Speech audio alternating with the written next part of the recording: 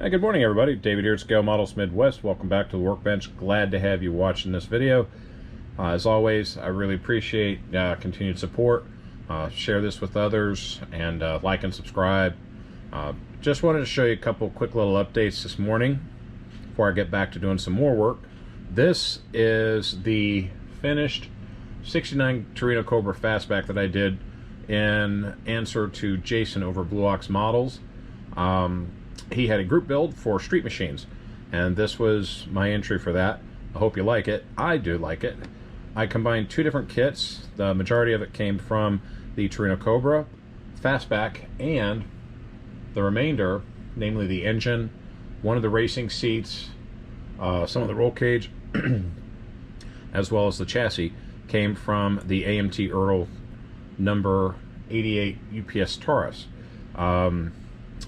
So just want to kind of show you what I did, and had to do a lot of adjusting on this because somehow once I had the chassis together, it just didn't want to sit level on one side or the other, so I had to finagle it, and as a result it still sat off angle, so I ended up having to adjust the wheel backs and everything to get them to fit level the way I wanted to.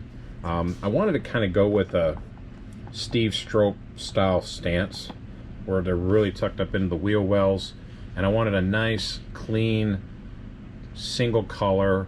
This is again Tamiya TS52 Candy Lime Green, about 5 coats total, 3 light mist coats, a medium wet, and then a wet coat plus 3 clear coats on top of that. And this has not been polished out yet, and I might not because it just looks pretty good, but as you can see, looks pretty sharp.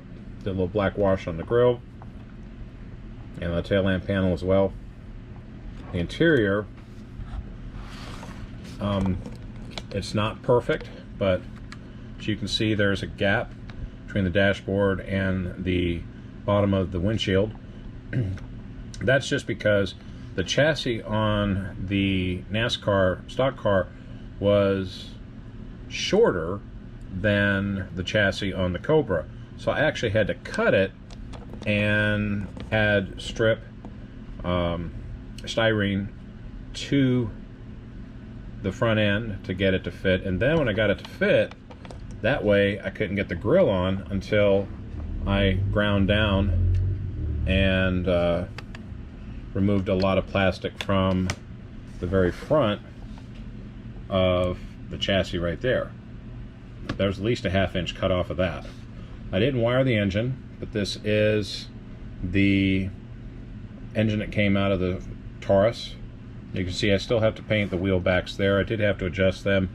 One sits a little higher than the other in order for the chassis to sit level, but I also used the front end chassis roll bars, what do you want to call it. I did, for the interior, I took the actual Cobra Torino interior, cut out the entire floor pan all the way to the package shelf, and then after I reinforced, especially here at the edges because it was super thin, I went on ahead and mated that to the NASCAR chassis underneath. And as you can see here, that's the NASCAR chassis. Kind of weathered it a bit. I have the side dump exhaust. I think it all came together really well. Now, is it perfect? No. But I like it. It looks good. It's going to look really good on the shelf. It's just about having fun with a kid, you know.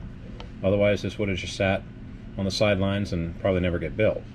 But I do like the stance. As you can see, I tried to get it to where the tires and rims from the back were right up underneath the wheel well, the same on both sides, and likewise for the front. And like I said, that's where I had to adjust things. But like I said, sometimes you have to do that with these kits, especially if you're kit bashing 2 kits into one. But I really like how it turned out. I used a racing seat from another NASCAR kit that I had as a parts box deal, and like I said, it turned out really well, and yeah, I like it.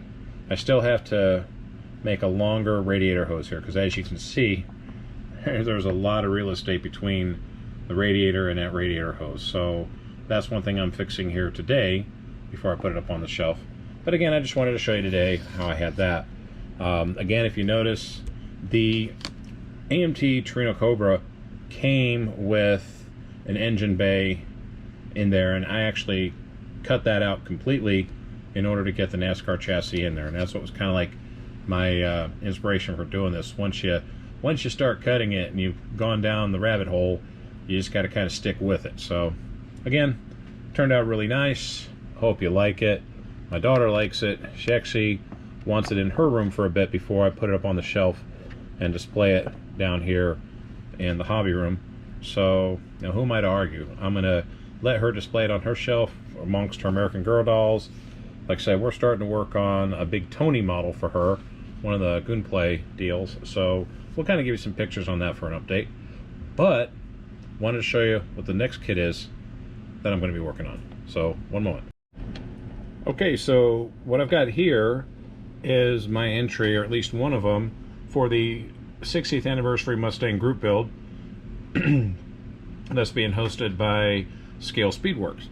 This is the AMT 67 Mustang Fastback. I have never built this kit before, but I remember seeing a couple of my friends in high school that owned 67 and 68 Mustangs, and I really loved them. Of course, 68 Highland Green Bullet, you know, another great car. But I decided to do this one like the box art, and this one is in TS44, to me a brilliant blue. I have currently 4 coats on this. I have 2 light mist, medium wet, and then a heavy coat. Of course, what I did beforehand was I put 2 coats of Tamiya primer on there, and then prior to paint I washed and then sanded the body with 3200 grit polishing cloth. So it's kind of got a nice, really nice looking sheen to it without even putting clear on it. But before I do clear it, I will clean up some of the dirt and dust that's gotten into it. Probably see that right here. There's a little bit right on the top. That'll take care of itself real easy with, you know, some 4000 grit polishing cloth. But otherwise, again, I mean, it's just real nice. This is not cleared. This is just 4 coats of the brilliant blue. I've masked off this so I can remask the body once it's all done, and I'm going to spray the interior with NATO black to more closely replicate some of the pictures I've seen on the web. And of course there's the rear valance. I kept the rear valance off because it looks like it'll go on easy, but I want to make sure the chassis itself goes on easy without having any kind of interference with the front or rear end. I figured the front end, I'll keep it as it is. I've got it attached to the body. That's pretty sharp. I do like this. As far as the decals, I look at the box art and I see how the decals are done in the black GT. I may do the ones in white. I don't know, but tell me what you think. Should I do the black or should I do the white? And then of course over here, I've got all the parts. The parts have been all painted in a flat black, and then I'll start doing detail spray on those as well as it comes along. So really that's all I've got for today.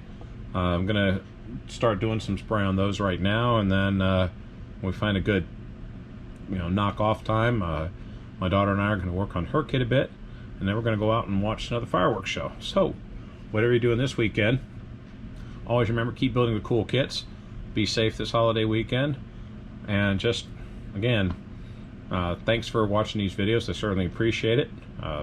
Your comments are helping me to build better kits myself, but I also hope it's inspiring you to do the same thing. So with that, have a great rest of the holiday weekend. We'll catch you in the next video.